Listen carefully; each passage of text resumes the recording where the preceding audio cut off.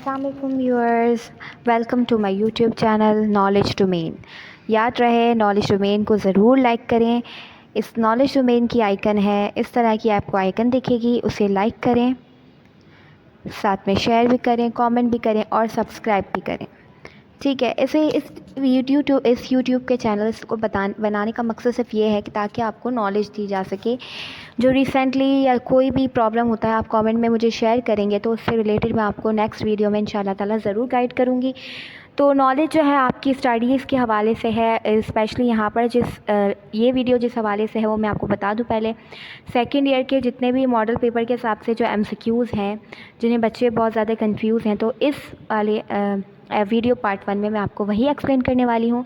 तो आप लोग इस वीडियो में ये ज़रूर देखिएगा कि हो सकता है कुछ के रीज़न्स ना बताऊँ, उसके सिर्फ आंसर्स बताऊँ। तो अगर आपको कुछ समझ में ना आए तो आप कमेंट करें ताकि नेक्स्ट वीडियो में मैं आपको उसके बारे में ज़रा गो थ्रू करवा सकूँ, उसे पढ़ा सकूँ, समझा सकूँ कि इसका करेक्ट आंसर ये क्यों है।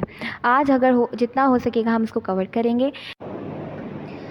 तो क्लास में आपको बताती चलूँ जो किस क्लास के MCQs हम डिस्कस करने जा रहे हैं वो इंटरमीडिएट है, और जो सब्जेक्ट जो हम डिस्कस करने जा रहे हैं यहाँ पर वो केमिस्ट्री पेपर 2 है।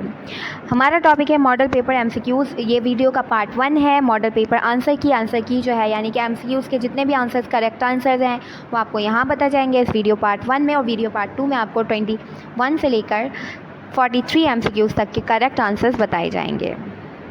सो let's move towards choose the correct answer.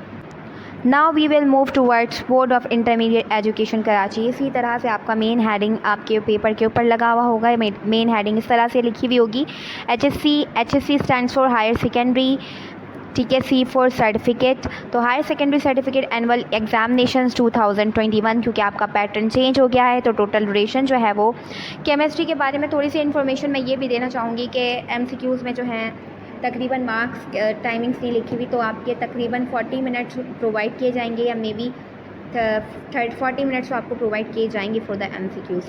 तो टोटल ड्यूरेशन आपका 2 आवर्स है और टोटल मार्क्स आपके हैं 85। अच्छा, 85 मार्क्स आपके पूरे टोटल पेपर्स के हैं, और आपको पता है MCQs के मार्क्स जो हैं आपके 43 हैं। ठीक है, सेक्शन ए आपका MCQs होगा जिसमें आपके मार्क्स 43 हैं। वीडियो पार्ट 1 में आपको 20 MCQs बताए जाएंगे। तो सबसे पहले हम चलते हैं चूज़ द करेक्ट आंसर्स की तरफ। तो पहला आपका MCQ है, आप ज़रा अपने मॉडल पेपर को भी साथ देखिएगा। The element which is present in group 5th A and period 3rd, its atomic number is what. क्या एटॉमिक नंबर है? एक ऐसा एलिमेंट है जो ग्रुप 5th A के अंदर प्रेजेंट है और 3rd पीरियड में है, तो उसका एटॉमिक नंबर क्या होगा? सही है। तो जिन्होंने long form of periodic table को बहुत अच्छे से पढ़ा है, जिसमें उन्होंने ये देखा है कि फ़र्स्ट पीरियड में कितने एलिमेंट्स होते हैं, सेकंड पीरियड में कितने एलिमेंट्स होते हैं, तो उसके हिसाब से फ़ौरन से पता चल जाएगा कि ये 5th A का जो ग्रुप का है उसका एटॉमिक नंबर 15 ही हो सकता है। तो पहले का आंसर है 15। Now we are moving toward second. अगर आपको इससे कोई भी कन्फ्यूजन हो तो आप अपने मुझे कॉमेंट्स में ज़रूर शेयर कीजिएगा ताकि मैं आपको उसको नेक्स्ट वीडियो में बता सकूँ। MCQ नंबर 2 है आपका, hydrides of group 5th A are dash in nature. जो हाइड्राइड्स ग्रुप 5th A के हैं वो किस तरह के नेचर के होते हैं? Acidic, basic, amphoteric, neutral. तो हाइड्राइड्स वाले चैप्टर में सब कुछ ये एक एक चीज़ लिखी हुई है कि 3rd A, 4th A, 5th A, 6th A, 7th A, ये सारे के सारे कौन से हाइड्राइड्स किस नेचर के बनाते हैं। तो आपने जो है हाइड्राइड्स वाले टॉपिक के अंदर जो है वो देखना है, लेकिन इसका जो आंसर है वो है basic. The correct answer is basic. Okay, first का था 15 और सेकंड का है basic. Now we will move towards third. Potassium when combines with oxygen form what. हमें पता है कि पोटाशियम है तो पोटाशियम हमेशा सुपर ऑक्साइड बनाता है, और अगर आपको इस MCQ का आंसर अपने बुक में चेक करना है तो आप चैप्टर नंबर 3 में जा सकते हैं, एस ब्लॉक एलिमेंट्स में, जिसमें आपने डिफरेंट ऑक्साइड्स बनाए हैं, first blue alkali and alkaline और मेटल्स के, तो वहाँ पर आप देखिएगा। Lithium has many similarities.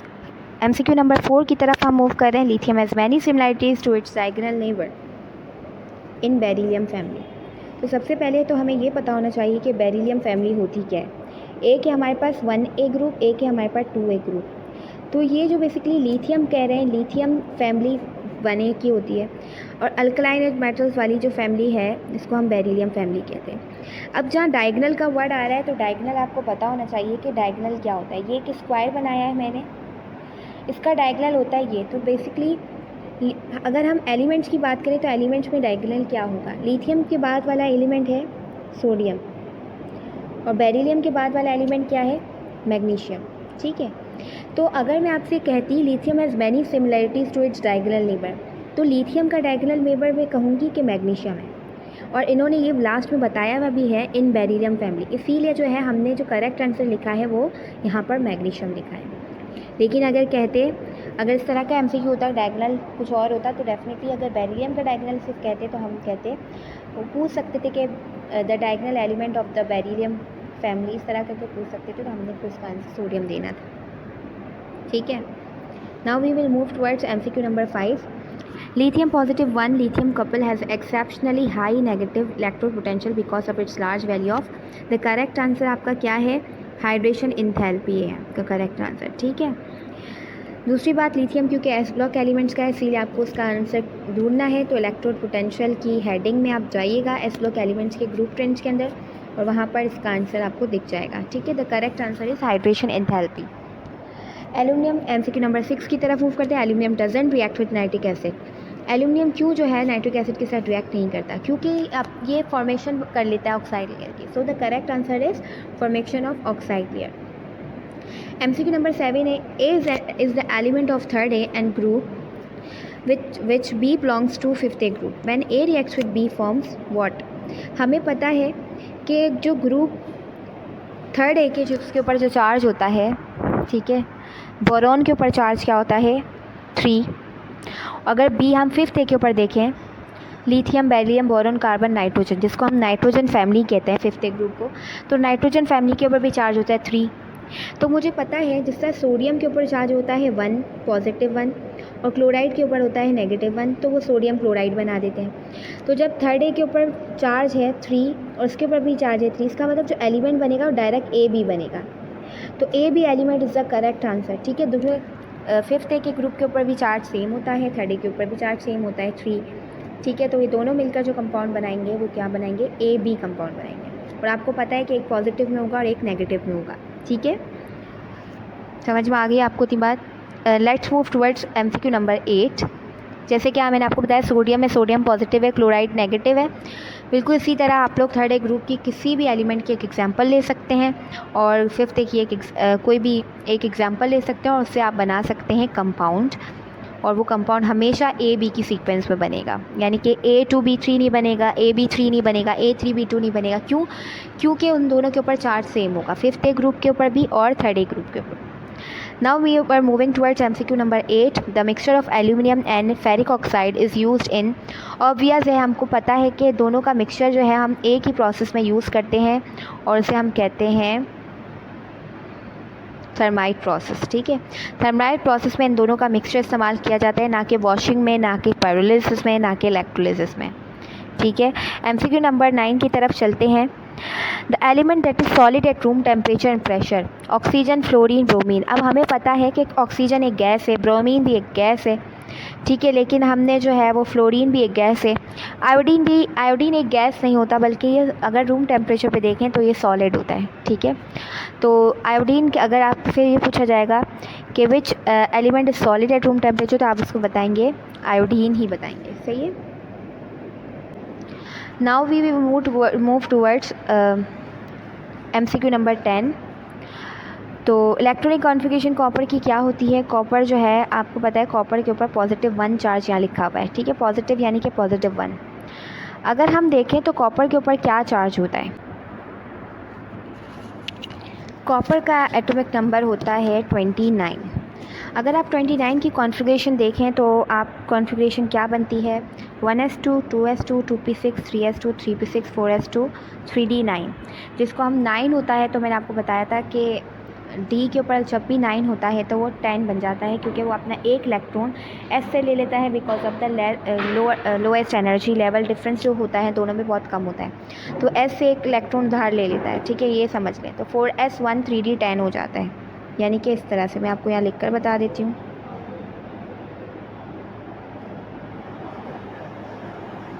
अच्छा, बच्चों को यहाँ पर अक्सर कन्फ्यूजन रहती है। इस तरह आपकी इलेक्ट्रॉनिक कॉन्फ़िगरेशन की लास्ट इस तरह से आएगी 4s1 3d10। अब ये मैंने कॉपर 29 का लिखा है। अब कॉपर पॉजिटिव 1 यहाँ दिया हुआ है, इसका मतलब इससे एक इलेक्ट्रॉन लॉस हो गया तो 28 हो गए। इसका मतलब s के ऊपर जो आ जाएगा 0, 4s0। इसका मतलब है 3D10 वही रहेगा, यानी कि अब इसकी जो कॉन्फ़िगरेशन हो गई वो नहीं हो गई, क्योंकि मैंने आपको बताया पहले इलेक्ट्रॉनिक कॉन्फ़िगरेशन हम सेट करेंगे 4s2 3D9। तो हमें पता है जब भी 9 होता है आउटर डी ब्लॉक में तो हम उसको 9 को 10 कर देते हैं, एक इलेक्ट्रॉन एस दे देगा। इसके बाद ये बता रहे हैं कि इलेक्ट्रॉनिक कॉन्फ़िगरेशन 29 से हम सॉल्व नहीं करेंगे। कॉपर के ऊपर +1 होता है, यानी कि इसने 29 इसके बाद इलेक्ट्रॉन्स होते हैं लेकिन एक लॉस कर देगा तो 28 हो जाएंगे। इसका मतलब है आप एस के अंदर जो एक इलेक्ट्रॉन बच गया वो भी किसी को दे देगा, सही है, वो लॉस कर देगा। तो इसीलिए इसकी कॉन्फ़िगरेशन में 4s1 नहीं आएगा बल्कि 4s0 और 3D10 आएगा। ये MCQs मुझसे बहुत सारे स्टूडेंट से पूछा है, तो इसलिए मैंने आपसे शेयर करना ज़रूरी था। तो अब इसमें आपकी कोई कन्फ्यूजन नहीं होगी इंशाल्लाह, मुझे उम्मीद है। लेकिन अगर फिर भी आपको कोई सवाल पूछना है तो आप मुझसे कमेंट में ज़रूर पूछ सकते हैं। The coordination number of platinum in number 11 को मैं बताना चाहूँगी the coordination number of platinum in this क्या होना चाहिए। सबसे पहले तो हमें पता है इस ब्रैकेट के ऊपर जो है पूरा के पूरा +2 चार्ज है, ठीक है। तो +2 चार्ज का मतलब ये है कि ये सबसे पहले कैटाइन है, ठीक है। इसका लेना देना तब होता है जब हमें ये पूछा जाए कि ऑक्सीडेशन नंबर क्या है प्लैटिनम का, लेकिन यहाँ पर ऑक्सीडेशन नंबर और कोऑर्डिनेशन नंबर डिफरेंट होता है। कोऑर्डिनेशन मतलब ये होता है कि मेन ट्रांजिशन मेटल जो हमारा प्लैटिनम है उसके साथ कितने लिगेंड्स जो है कोऑर्डिनेट कर रहे हैं। फॉर एग्जांपल आप लोग ये सोच रहे हैं इथाइलिन डायमाइन 2 हैं, क्लोराइड भी 2 हैं, तो इसका कोऑर्डिनेशन नंबर होगा 4। तो ऐसा नहीं है, क्योंकि कोऑर्डिनेशन नंबर जो है वो उस पर डेंटाइसिटी पे भी बेस करता है। अब डेंटाइसिटी क्या होती है कि कोई भी लिगेंड मोनोडेंटेड है या फिर बाइडेंटेड है। तो अगर मुझे पता है इथाइलिन डायमाइन जो है हमारे पास बाइडेंटेड है, क्या है, बाइडेंटेड है। बाइडेंटेड का मतलब होता है कि इसकी जो है डेंटिसिटी 2 है, ठीक है। अगर कोई मोनोडेंटेड होगा तो उसकी डेंटाइसिटी 1 होगी। तो मैंने इसके ये क्योंकि बाइडेंटेड था तो मैंने लिख दिया 2। और कितने कोऑर्डिनेट कर रहे हैं इथाइलिन डायमाइन, तो 2 2 ज़ा 4, सही है। प्लस क्लोराइड कितने हैं, 2, और क्लोराइड खुद मोनोडेंटेड है, इसीलिए यहाँ पर जो है मेरे पास आ जाएगा 2 × 1, ठीक है। 1 क्या है, 1 फॉर मोनोडेंटेड, और यहाँ पर 2 क्या है, 2 फॉर बाइडेंटेड, और दोनों 2 2 हैं। तो इसका आंसर आता है 2 2 ज़ा 4 + 2 1 ज़ा 2, यानी कि 2 1 ज़ा 2। तो टोटल हमारे पास आंसर आता है 6। तो 6 इज़ द करेक्ट आंसर। ये मैंने 4 से इसीलिए 4 को येलो से मार्क करने का मकसद ही यही है कि स्टूडेंट यही समझते हैं कि इसका करेक्ट आंसर जो है 4 है, बट इसका करेक्ट आंसर 4 नहीं है, 6 इसका करेक्ट आंसर है। हाँ, अगर आपसे ऑक्सीडेशन नंबर पूछा जाता तो डेफिनेटली वो क्या होता, 4 होता, क्योंकि प्लैटिनम के ऊपर 4 होता है, क्लोराइड के ऊपर क्या होता है, -2 होता, तो 4 - 2 +2 बन जाता। लेकिन यहाँ पर बेसिकली कोऑर्डिनेशन नंबर पूछा है, तो कोऑर्डिनेशन नंबर इसका क्या है, 6 है। तो आप लोग जो है येलो मार्क वाले को मत देखिएगा, 6 इज़ द करेक्ट आंसर, ठीक है। Now we are moving towards next. Only one of this compound given below obeys Markovnikov's rule on reaction with HCl। हमें पता है मार्कोनिकोव्स रूल क्या कहता है, वो ये कहता है कि जो नेगेटिव पार्ट है H, यानी कि कोई भी आपके पास हैलोजन एसिड है उसका नेगेटिव पार्ट जो है कहाँ पर लगता है, कि उस कार्बन पे लगता है which have least hydrogen atom, जिसके पास कम से कम हाइड्रोजन एटम मौजूद हो। तो मुझे पता है कि यहाँ पर इसके पास देखिए, इसके पास डबल बॉन्ड तो है लेकिन सेम हाइड्रोजन एटम है, तो इसीलिए इसको प्रीफर नहीं किया और हमने प्रीफर किया इसको, ठीक है। अगर हम ये वाली एग्जांपल देखें तो इसमें भी डबल बॉन्ड है, बट लेकिन यहाँ पर दोनों तरफ सेम है, सेम हाइड्रोजन है, ठीक है। इसमें तो हो ही नहीं सकता, इसमें भी नहीं हो सकता, तो बच गया ये हमारे पास, क्योंकि यहाँ पर लीस्ट हाइड्रोजन एटम मौजूद है, ठीक है। यहाँ पर आप देख सकते हैं, और यहाँ डबल बॉन्ड भी मौजूद है। और तो जो भी हैलोजन एसिड है या मार्कोनिकोव्स रूल के अकॉर्डिंग जो नेगेटिव पार्ट है अब वो यहीं पर लगेगा। तो ये वाला कंपाउंड जो मार्कोनिकोव्स रूल को फॉलो करता है, ठीक है जी। नेक्स्ट MCQ की तरफ चलते हैं। अनसैचुरेटेड, अब हमें पता है पैराफिन जो है वो सैचुरेटेड हाइड्रोकार्बन्स यानी कि अल्केन्स होते हैं, लेकिन अगर हमसे पूछा जाए अनसैचुरेटेड हाइड्रोकार्बन्स को हम क्या कहते हैं, जिनके पास डबल बॉन्ड हो, तो मुझे पता है अल्कीन्स का दूसरा